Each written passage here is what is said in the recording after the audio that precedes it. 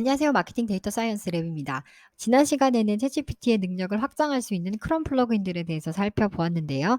이번 영상에서는 챗GPT의 유료 버전인 챗GPT 플러스에서 사용할 수 있는 챗GPT 플러스 플러그인들에 대해서 소개해 보도록 하겠습니다. 크롬 플러그인이든 챗GPT 플러스 플러그인이든 서비스 로직은 개발사가 구현하기 나름이겠지만 챗GPT 플러스 플러그인이 좀 더 오픈 AI의 기술적으로나 정책적으로 유기적으로 결합된 형태로 보이는데요. 크롬 플러그인은 사용자가 크롬 브라우저에 추가해서 알아서 선택해서 쓰는 거지만 챗GPT 플러스 플러그인은 사용자가 프롬프트를 입력하면 GPT-4가 플러그인의 메타 정보를 파악해서 문맥상 필요하다고 감지하면 해당 플러그가 활성화되는 방식입니다. 활성화된 플러그인은 사용자 요청을 처리하는 방법, 예컨대 어떤 키워드를 추출해서 자신의 서비스로 입력할지 등을 결정해서 다시 그 처리 결과를 API로 챗GPT에게 반환하게 되는데요. 그러면 이 결과를 바탕으로 챗GPT는 사용자에게 답변을 내어놓게 됩니다. 챗GPT 플러스 플러그인은 챗GPT 유료 플랜을 선택하고 여기서 베타 피처 등을 키면 사용할 수 있는데요. GPT-4 모델을 선택하고 세 가지 모드 가운데 플러그인 모드를 선택하면 됩니다. 최대 3개 플러그인을 동시에 사용할 수 있는데요. 그럼 챗GPT 플러스 플러그인들을 소개해 보도록 하겠습니다. 먼저 브라우저와 같은 실시간 검색 기반 플러그인입니다. 지난번 크롬 플러그인을 소개할 때 실시간 검색 기반 대화를 지원하는 웹 챗GPT를 소개시켜 드렸는데요. 그와 비슷하게 브라우저 역시 구글 검색을 해서 그 결과를 바탕으로 대답을 하고 특정 웹페이지 요약이나 질문을 하는 것이 가능합니다. 브라우저 플러그인은 플러그인 마켓에서 검색을 해서 인스톨할 수 있는데요. 인스톨이 되었다면 플러그인 모드를 선택하고 브라우저 플러그인을 선택해서 질문을 해보도록 하겠습니다.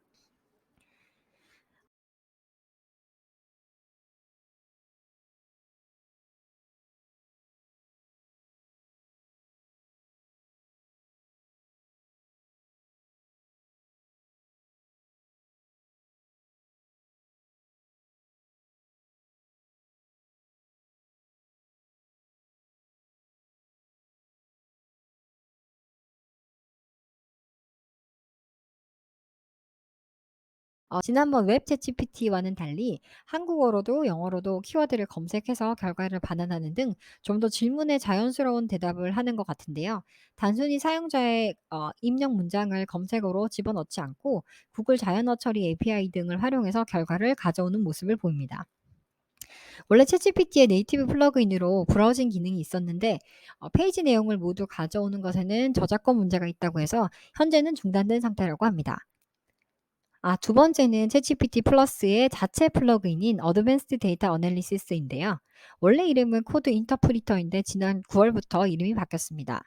파이썬과 파이썬 관련 라이브러리를 내장한 플러그인이라고 생각하시면 되는데요. 파이썬 코드를 몰라도 말만 하면 파이썬 코드를 짜서 문제를 해결할 수 있는 플러그인입니다. 그래서 데이터 분석이나 시각화, 머신러닝 모델링 등을 파이썬을 몰라도 챗GPT와 함께 해볼 수 있는데요.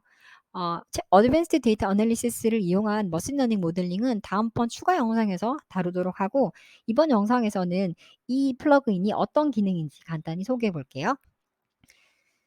챗GPT 플러스에서 어드밴스드 데이터 어널리시스 모드를 선택하면 파일을 추가할 수 있는 버튼이 나타나는데요.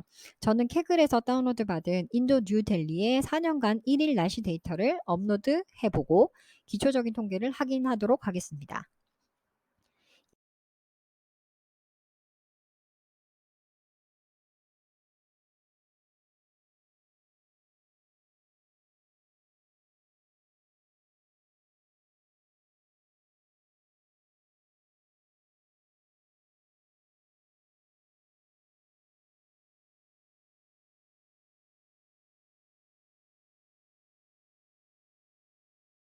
이상치 데이터가 있는지 확인하고 제거해 달라고 해볼게요.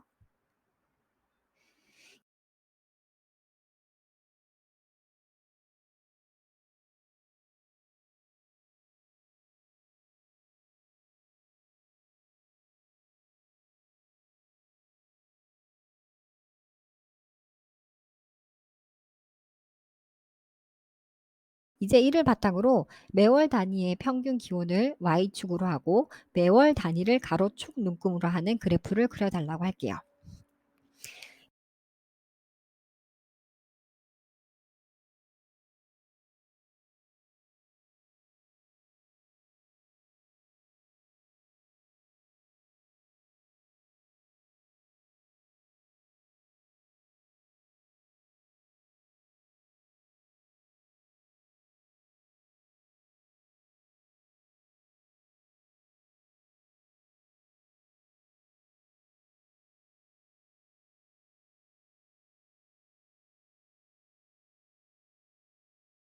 이전 영상에서 소개해드린 파일 업로더와 같은 크롬 플러그인들은 파일을 업로드하는 기능만 할 뿐 이후에 챗GPT에게 업로드한 데이터를 분석해 달라고 하거나 그래프를 그려 달라고 할 수 있는데 챗GPT에게 그래프를 그려 달라고 하면 그래프를 그리기 위한 코드만 반환하는데요. 요 유료 버전의 어드밴스드 데이터 어널리시스 모드에서는 그래프를 그리기 위한 코드를 직접 실행하고 그래프로 보여주고 파일을 다운로드할 수 있도록 해줍니다. 이렇게 작동하는 부분을 눌러보면 png 파일을 얻기 위해서 파이썬 코드와 라이브러리가 실행된 것을 볼 수 있습니다. 세 번째는 제피어입니다. 제피어 플러그인은 챗GPT와 다양한 서비스들을 연결해서 작업을 자동화하는 도구인데요. 예를 들면 챗GPT에서 이메일을 작성하고 바로 이메일을 보낸다던가 챗GPT에서 작성한 블로그를 구글 독스로 바로 업로드하고 이를 다시 블로그로 발행한다던가 이런 것을 모두 챗GPT 내에서 자동화할 수 있습니다. 원래 제피어가 구글 독스나 뭐 시트나 지메일, 아웃룩, 인스타그램 등 6천 개 이상의 앱들을 연결해서 다양한 업무 자동화를 지원하는 서비스인데요. 챗GPT의 제피어 플러그인을 사용하면 챗GPT에서 작성한 내용을 바로 이메일을 보낸다던가 아니면 스프레드시트를 업데이트하는 등 챗GPT 내에서 태스크를 자동화하는 플러그인이라고 보시면 되겠습니다. 현재 베타 상태로 여기서 설정한 액션들은 다시 제피어 어카운트에서 생성한 액션들과는 별개라고 하는데요. 그럼 챗GPT에서 제피어 플러그인 이용해서 이메일을 쓰고 이메일 초안을 저장할 수 있는 잽을 만들어 보도록 하겠습니다. 잽은 여기서 저기로 날린다는 의미인데 일단 원하는 유형의 잽, 즉 업무 자동화 플로우를 만들어 두면 해당 액션을 계속해서 자동화할 수 있습니다. 먼저 새로운 잽을 만들기 위한 링크를 달라고 할게요.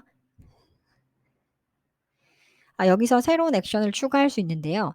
지메일에서 초안을 작성하는 액션을 만들어 두도록 하겠습니다.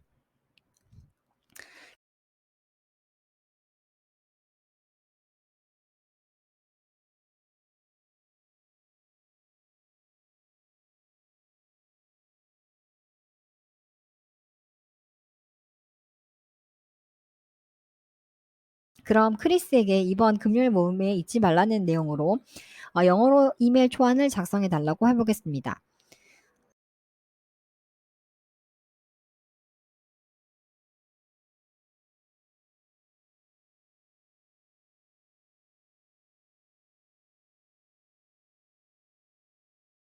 연동한 지메일의 임시 보관함을 살펴보니 방금 작성한 이메일이 들어와 있습니다. 제피어 플러그인은 오픈AI가 플러그인을 발표했던 초기부터 있었던 플러그인인데요. 처음에는 챗GPT에서 글을 쓰고 바로 이메일이나 슬랙이나 노션 등에 보낼 수 있어서 정말 신박하면서도 뭔가 사용하기 어렵다라는 생각이 드는 플러그인이었는데 요즘에는 노션이나 슬랙, 지메일 등에서 바로 사용할 수 있는 서드파티 AI 툴이나 아니면 자체 툴들이 많아져서 살짝 매력이 그 부분에서는 떨어지는 것 같기도 합니다. 하지만 2 개, 3개 이상의 앱을 왔다 갔다 하는 업무를 반복적으로 하는 예를 들어 챗GPT에서 작성해서 인스타그램이나 트위터로 항상 보낸다든지 이런 일을 계속해서 반복한다면 제피어 플러그인을 활용해서 자동화를 고려해 볼 수 있겠습니다. 네 번째는 쇼미라는 플러그인인데요.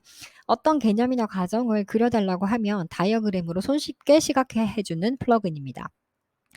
GPT-4에서 쇼미 플러그인을 선택하고 GPT-3의 학습 과정을 다이어그램으로 보여줘라고 하면 이렇게 과정을 다이어그램으로 보여주는데요.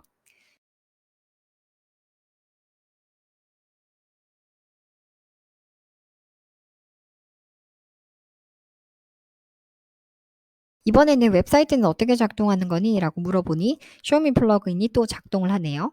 웹사이트의 작동 요소들을 한눈에 파악할 수 있어서 좋았는데요.